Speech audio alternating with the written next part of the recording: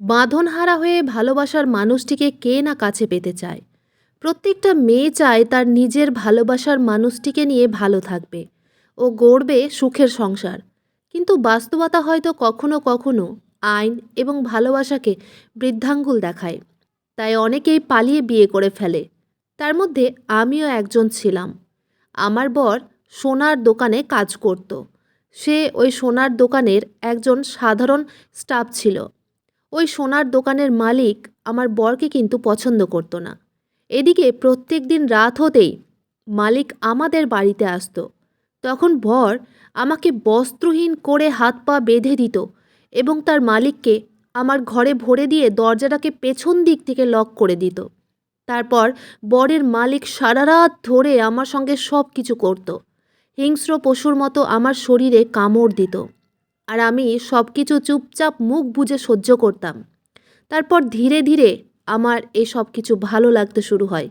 তারপর আমিও মালিকের সঙ্গে জমিয়ে মনের স্বাদ মেটাতাম এবং প্রত্যেক দিন রাতে মালিকের সঙ্গে করতাম। আমরা দুজনে তো ভালোবেসে বিয়ে করেছিলাম, তা সত্ত্বেও আমার বর কেন আমাকে অন্যের হাতে সঁপে দিয়েছিল সেটা তো আপনারা এই গল্পের মাধ্যমেই জানতে পারবেন। তাই অনুরোধ রইল গল্পটি পুরোটা শোনার। যখন প্রেমে মত্ত ছিলাম তখন সমাজের ভয়ে সবার চোখে ফাঁকি দিয়ে আমার ভালোবাসার মানুষটির সঙ্গে পালিয়ে বিয়ে করেছিলাম।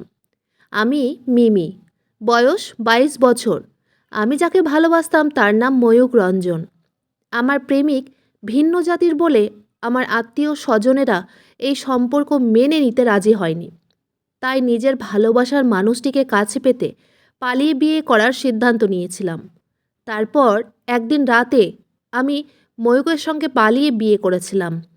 তখন একবারের জন্য এটা মনে হয়নি যে আমার ভালোবাসার মানুষটি কখনো আমাকে ঠকাবে। বিয়ের পরে সব কিছু কিন্তু ঠিকঠাক চলছিল। আমার বর একটা সোনার দোকানে কর্মচারী ছিল। সে সোনার দোকানে কাজ করত।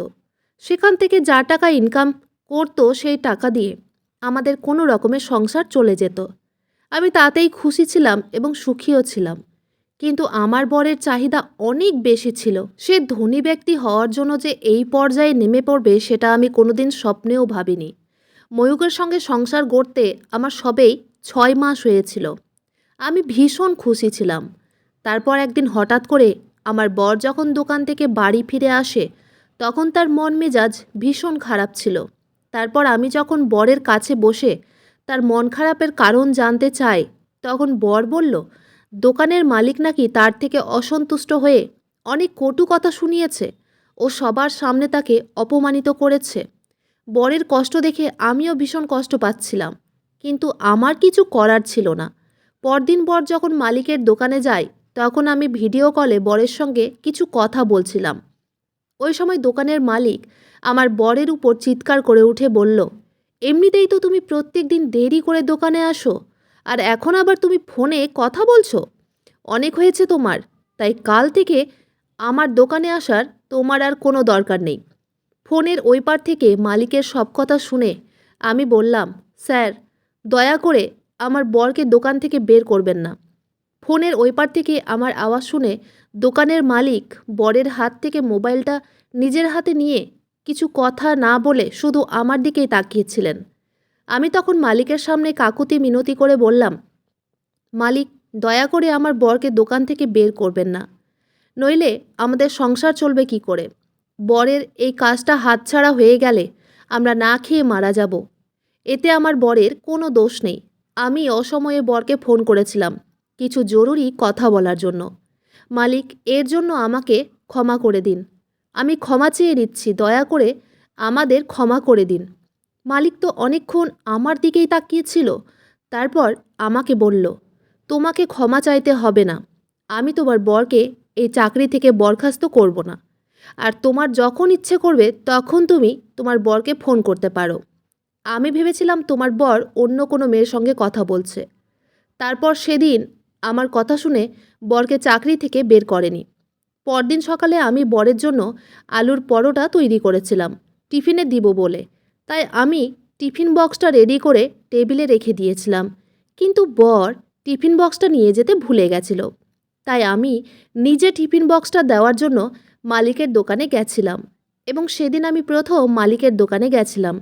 সেদিন মালিক আমাকে দেখা মাত্রই খুব উত্তেজিত হয়ে আমার বরকে বলল, ময়ূক, তুমি খুব ভাগ্যবান যে মিমির মতো এত কেয়ারিং বউ পেয়েছ, যে তোমার এতটা খেয়াল রাখে। তারপর মালিক আমাকে বলল, মিমি, তুমি আমার দোকানে প্রথম এসেছো, তাই চলো আমি তোমাকে পুরো দোকানটা ঘুরিয়ে দেখাই। মালিকের কথা শুনে আমি বরের দিকে তাকালাম। বর তখন আমাকে মাথা নাড়িয়ে অনুমতি দিল মালিকের সঙ্গে দোকানে ঘোরার। যদিও বা আমার কোনো ইচ্ছে ছিল না, কিন্তু বর আমাকে যেভাবে খোশামতি করছিল তাতে আমি আর না বলতে পারলাম না। ওদিকে মালিক তার দোকানের সুন্দর সুন্দর গয়নাগুলো আমাকে দেখাচ্ছিল। তারপর একটা ডায়মন্ডের নেকলেসে আমার নজর পড়ে এবং আমি সেই নেকলেসটা হাত দিয়ে দেখতেই মালিক সেই নেকলেসটা ডেমো থেকে খুলে নিয়ে বলল, মিমি, তোমার কি এই নেকলেসটা পছন্দ হয়েছে? আমি তখন মালিককে বললাম, আসলে নেকলেসটা ভীষণ সুন্দর দেখতে, তাই আমি হাত দিয়ে দেখলাম। তারপর মালিক আমার গলায় সেই নেকলেসটা পরিয়ে দিতেই আমি বিস্মিত হয়ে বললাম, আপনি এটা কি করছেন? মালিক তখন মুচকি হেসে আমাকে বলল, তোমার এই নেকলেসটা পছন্দ হয়েছে তো, তাই আমি তোমাকে এই নেকলেসটা উপহার হিসেবে দিচ্ছি, তুমি নিয়ে নাও। আমি তখন বিরক্ত প্রকাশ করে বললাম, না না, আমার কোনো নেকলেস চাই না, আমি এখন বাড়ি যেতে চাই। এই বলে আমি সেখান থেকে বেরিয়ে বরকে আর কিছু না বলেই বাড়ি ফিরে চলে আসি। কারণ বর সব কিছু দেখছিল, তা সত্ত্বেও সে কিছু বলেনি। এবং আমার ভীষণ খারাপ লেগেছিল যে মালিক আমার গলায় স্পর্শ করেছিল। আমি মালিককে খারাপ ভেবেছিলাম। তারপর বর যখন বিকেলবেলা বাড়ি ফিরে আসে তখন সে ভীষণ খুশি ছিল এবং আমাকে অনেক ভালোবেসে জড়িয়ে ধরে আমার কপালে একটা আলতো চুমু দিয়ে বলল, মিমি, তোমার জন্য একটা উপহার আছে। এই বলে বর সেই ডায়মন্ডের নেকলেসটা আমার হাতে দেয়। ডায়মন্ডের নেকলেসটা দেখা মাত্রই আমি রেগে বরকে বললাম, কেউ যখন এত দামি উপহার কোনো মেয়েকে দেয় এবং কেন দেয় সেটার মানে তুমি খুব ভালোভাবেই জানো। তাই একটা পরপুরুষের থেকে আমি এত দামি উপহার কোনো মতেই নিতে পারি না। তাই তুমি এটা মালিককে ফেরত দিয়ে দেবে। আমার কথা শুনে বর অনেক বেশি রেগে গিয়ে আমার হাতটাকে টেনে ধরে বলল, আমাদের ভাগ্য খুলে গেছে, মালিক নিজে থেকেই তোমাকে অনেক ভালোবেসে এত দামি উপহার দিয়েছেন। আর তুমি যদি এইভাবে মালিককে খুশি করো তাহলে তো আমরা খুব তাড়াতাড়ি ধনী হয়ে যাব। আমি তখন অনেক রেগে বরকে বললাম, তোমার মাথা ঠিক আছে তো? তুমি এসব কি বলছো? আমি কেন তোমার মালিককে খুশি করতে যাব? আর এমনিতেও আমাদের বেশি টাকার দরকার কি? তুমি যা টাকা আয় করছো সেটা দিয়েই তো আমাদের দিব্যি সুন্দর চলে যাচ্ছে। বর তখন আমার হাতটাকে অনেক জোরে চেপে ধরে বলল, আমি যেটা বলছি তোমাকে সেটাই করতে হবে। আর তুমি যদি আমার কথা না শোনো তাহলে আমি তোমাকে এই বাড়ি থেকে ধাক্কা মেরে বাইরে বের করে দিব। বরের কথা শুনে আমি ভীষণ আশ্চর্য ছিলাম। যার জন্য আমি নিজের বাবা মা আত্মীয় স্বজনেদের ছেড়ে বাড়ি থেকে পালিয়ে এসেছিলাম, সেই লোকটাই আজ আমাকে বাড়ি থেকে বের করে দেওয়ার কথা বলছিল। বর তখন আমাকে হুমকি দিয়ে বলল, তুমি যদি এখান থেকে বাড়ি ফিরে যাওয়ার চেষ্টা করো তাহলে তুমি খুব ভালোভাবেই জানো তোমাদের সমাজের লোকেরা তোমাকে তাড়িয়ে দিবে আর তোমার বাবা মা তোমাকে কোনো দিন গ্রহণ করবে না। তাই তোমাকে আমার কথা মানতেই হবে। বরের কথা শুনে আমার পায়ের তলা থেকে যেন মাটি সরে যায়। আমি তখন অনেক ভালোবেসে বরের গালে হাত দিয়ে বললাম, আমি তোমাকে অনেক ভালোবাসি। আর তুমি আমাকে একটা পরপুরুষের সঙ্গে ভাগ করে নেওয়ার কথা বলছো? তুমি কিভাবে এরকম করতে পারো? আমি তো তোমাকে অনেক বিশ্বাস করতাম, আমি তোমাকে অনেক ভালোবাসি। বর অনেক নম্রভাবে ভালোবেসে আমাকে বলল, তোমাকে কারো সঙ্গে ভাগ করে নেওয়ার আমি কথা বলছি না, তোমাকে শুধু মালিকের সঙ্গে একটু কথা বলতে হবে এবং ডান্স করতে হবে। তুমি আমার জন্য কি এইটুকুনটা করতে পারবে না? তোমাকে আমার জন্য এইটুকুটা করতেই হবে। তুমি যদি আমাকে সত্যিই ভালোবাসো তাহলে তুমি আমার জন্য এটা করবে। কাল সন্ধ্যায় মালিক আমাদের বাড়িতে আসবেন। আমি মালিককে নেমন্তন্ন করেছি। আসলে বর লুকিয়ে আমার মোবাইল থেকে মালিককে মেসেজ করেছিল, যেই মেসেজগুলো দেখে যে কোনো পুরুষ একটা মহিলার দিকে আকর্ষিত হবে। আমার বর মালিককে আমার দিকে আকর্ষিত করে মালিকের কাছ থেকে সোনা গয়না ও টাকা পয়সা হাতানোর প্ল্যান করেছিল, যেটা আমি পরে জানতে পেরেছিলাম। পরের দিন সন্ধেবেলায় মালিক আমাদের বাড়িতে আসেন। মালিক আমার রান্নার অনেক তারিফ করেছিলেন। তারপর খাওয়া দাওয়ার পরে বরের কথা মতো আমি মালিকের সঙ্গে ডান্স করেছিলাম। ওই সময় আমার মুখে কোনো হাসি ছিল না। অগত্যায় আমাকে বরের সব কথা মানতে হয়েছিল। তারপর আমার বর আমাকে ও মালিককে কোল্ড ড্রিঙ্কস খেতে দেয়। কোল্ড ড্রিঙ্কস খাওয়ার কিছুক্ষণ পরে জানি না কেন আমার মাথা ঘুরতে শুরু হয় এবং আমি মাথা ঘুরে নিচে পড়ে যাই। আমি যখন মাথা ঘুরে নিচে পড়ে যাই তখন মালিক অনেক বেশি অস্থির হয়ে পড়েন এবং তিনি বারবার আমার বরকে জিজ্ঞেস করেন, মিমির কি হয়েছে? সে এইভাবে মাথা ঘুরে পড়ে গেল কেন? বর তখন মালিককে বলল, মালিক, আপনি একদম চিন্তা করবেন না, সেরকম কিছু হয়নি। আমি কিন্তু ওই সময় সব কিছুই বুঝতে পারছিলাম এবং আমি এটাও বুঝতে পেরেছিলাম যে আমি নেশাগ্রস্ত হয়ে পড়েছি, কারণ আমি বেহুঁশ হয়নি, আমি নেশাগ্রস্ত হয়ে পড়েছিলাম। তারপর বর আমাকে কোলে তুলে ঘরের ভিতরে নিয়ে এসে বিছানায় শুইয়ে দেয়। এটা জেনে আপনারাও আশ্চর্য হবেন যে আমার বর জেনে শুনে ইচ্ছে করে আমার কোল্ড ড্রিঙ্কসে নেশার ওষুধ মিশিয়েছিল, যাতে আমি নেশাগ্রস্ত হয়ে পড়ি। তারপর আমার বর মালিককে বাড়ি যেতে বাধা দেয়। মালিক তখন বরকে বলল, তোমাদের তো একটাই রুম, আমি এখানে থাকলে তোমাদের অসুবিধে হবে, তাই আমি বাড়ি চলে যাচ্ছি। বর তখন অনেক জোর করে মালিককে আমার পাশে ঘুমোতে বলে। মালিক যখন বরের কথায় আপত্তি জানায় তখন আমার বর জোর জবরদস্তি মালিককে আমার পাশে ঘুমোতে বলে। আমি তো ওই সময় নেশাগ্রস্ত হয়ে ভুলভাল কথা বলছিলাম। তারপর মালিক যখন আমার বরের কথা শুনে আমার পাশে ঘুমোতে আসে তখন আমি ওই অবস্থায় মালিককে বর ভেবে জড়িয়ে ধরে বারবার একটাই কথা বলতে থাকি, ময়ূক, আমি তোমাকে অনেক ভালোবাসি। আমি বরের নাম ধরে বারবার একটাই কথা বলছিলাম, তুমি আমাকে ছেড়ে যেও না, আমি তোমাকে অনেক ভালোবাসি। তারপর মালিককে বর ভেবে জড়িয়ে ধরেছিলাম, কারণ ওই সময় আমার হুঁশ ছিল না। আর ওদিকে আমার বর দরজার আড়ালে লুকিয়ে সব কিছু দেখছিল। আমি যতবার মালিককে বর ভেবে জড়িয়ে ধরছিলাম ততবার মালিক আমার হাতটাকে সরিয়ে দিচ্ছিল। কিন্তু আমি এত বেশি নেশাগ্রস্ত ছিলাম যে ওই সময় মালিকের সঙ্গে জোর করে সব কিছু করেছিলাম। তারপর মালিক সারা রাত ধরে আমার সঙ্গে সব কিছু করেছিল। আমি জানি এতে মালিকের কোনো দোষ ছিল না। মালিক ভেবেছিল আমিও হয়তো তার মতো তাকে পছন্দ করতে শুরু করেছি। কিন্তু মালিক জানতেন না যে বর আমাকে বাধ্য করেছিল এই সব কিছু করতে। ওদিকে মালিক আমাকে পছন্দ করতে শুরু করেছিলেন। আসলে মালিকের স্ত্রী মালিককে ছেড়ে অন্য একজনের সঙ্গে পালিয়ে গেছিল। তারপর থেকে মালিক একাই থাকেন। কিন্তু বরের প্রতি আমার সত্যি ভালোবাসা ও শ্রদ্ধা দেখে মালিক আমাকে মনে মনে পছন্দ করতে শুরু করেছিলেন এবং আমার বর সেটা খুব ভালোভাবে বুঝতে পেরেছিল এবং সেটাকে কাজে লাগিয়ে আমার বর ধনী হওয়ার স্বপ্ন দেখেছিল। সেদিন রাতের বেলা মালিকের সঙ্গে আমার সব কিছু হয়েছিল। পরদিন সকালবেলা আমি যখন চোখ খুলি তখন আমার পায়ের তলা থেকে যেন মাটি সরে যায়, কারণ চোখ খুলে দেখি মালিক আমার পাশে শুয়েছিলেন আর আমি বস্ত্রহীন অবস্থায় ছিলাম। নিজেকে ওই অবস্থায় দেখে আমার আর কিছুই বুঝতে বাকি ছিল না। ওই সময় আমি মাথায় হাত দিয়ে কাঁদতে শুরু করি। আমার কান্নার আওয়াজ শুনে মালিক ঘুম থেকে উঠে আমার কাছে এসে বললেন, মিমি, তুমি কাঁদছো কেন?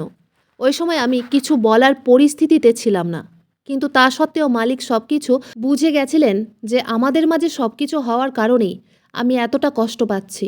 মালিক তখন আমার কাছে এসে বললেন, দেখো মিমি, আমি জোর করে তোমার সঙ্গে কিছুই করিনি। কাল রাতে আমাদের মাঝে যা হয়েছে সেটা তোমার ইচ্ছাতেই হয়েছে।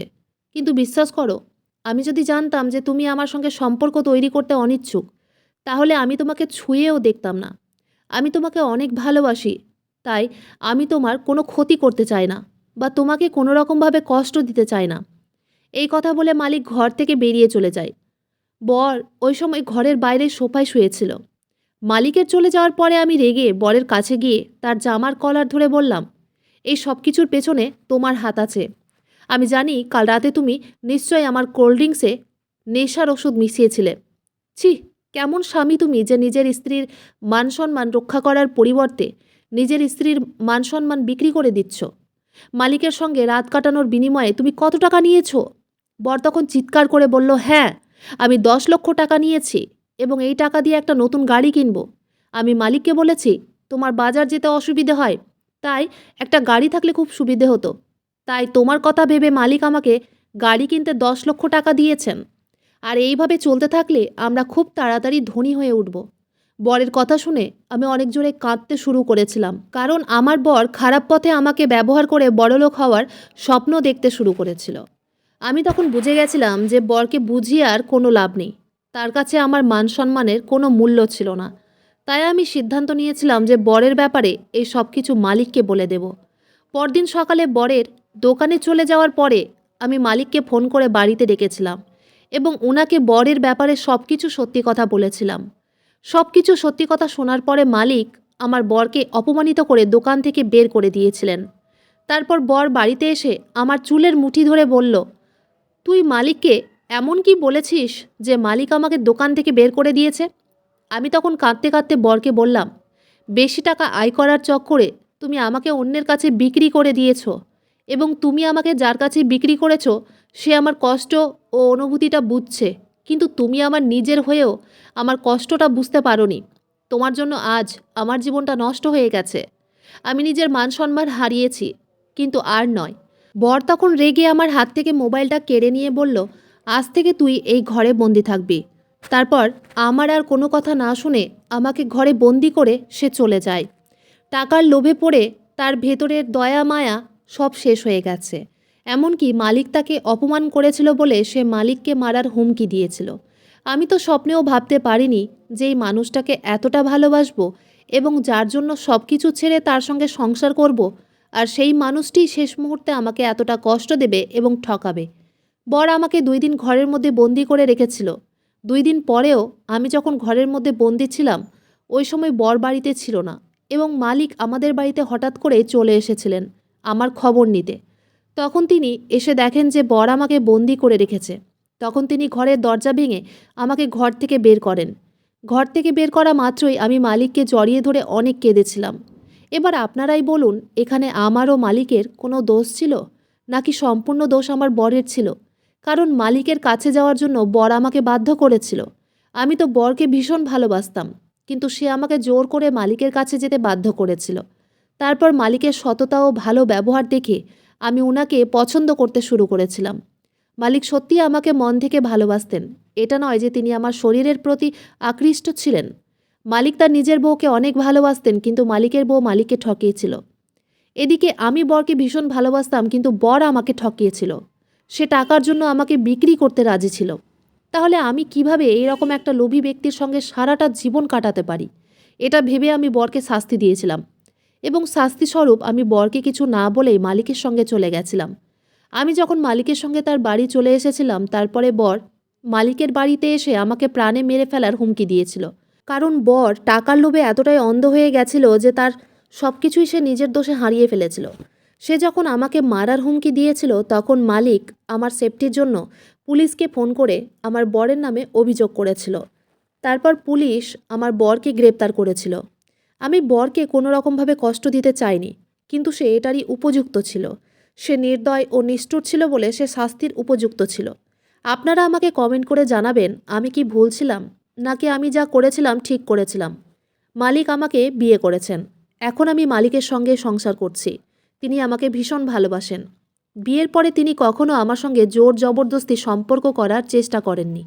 তিনি আমাকে বলেছিলেন, মিমি, তুমি নিজে থেকে যেদিন আমার কাছে আসবে সেদিন আমি তোমাকে শারীরিক সুখ দেব। মালিকের উদারতা এবং সততা দেখে আমি ওনাকে ভালোবাসতে শুরু করেছিলাম। এখন আমি মালিকের সঙ্গে সুখের সংসার করছি এবং সেদিনের পর থেকে আমি ময়ূকের আর কোনো খোঁজ খবর নিইনি। বন্ধুরা, আজকের গল্পটি এখানেই শেষ করছি। গল্পতে কোনো ভুল ত্রুটি থাকলে ক্ষমা করে দিবেন। গল্পটি ভালো লাগলে অবশ্যই লাইক, শেয়ার আর সাবস্ক্রাইব করতে ভুলবেন না। ধন্যবাদ।